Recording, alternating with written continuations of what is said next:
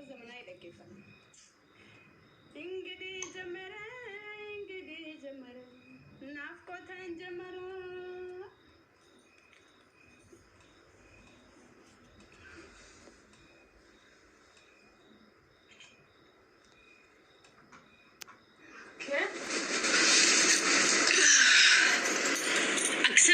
نقولوا جرتنا ملا كنا تابي أكسدت سنبي خلا أنا أكسدت سنبي خملة فاميلي هي أكسدت بي خملة فاميلي تيسي هنجرا قرطو فاميلي هي متجاتي تخدنا ودماني والله ورقداني فرماني ويز من نو ماي فاميلي جاتي فرماني أكرمتها إنترنت أنا سرعتي في رتي ردا صبرا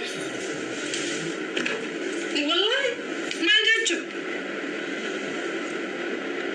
سام Okay.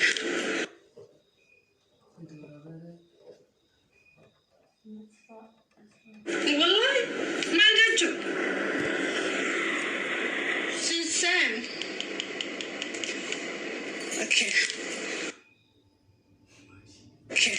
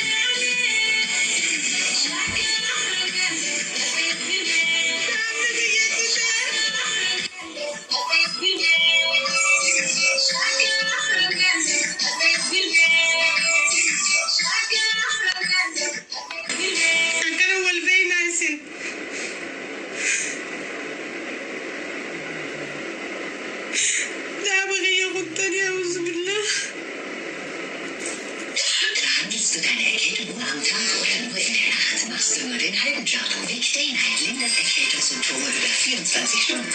Bis 3 Tabletten für den Tag.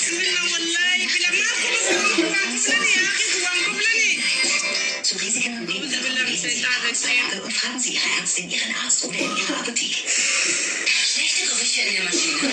Teste Persil Tiefenrein. Tiefenreinwäsche, hygienische Frische für die Maschine. أعوذ بالله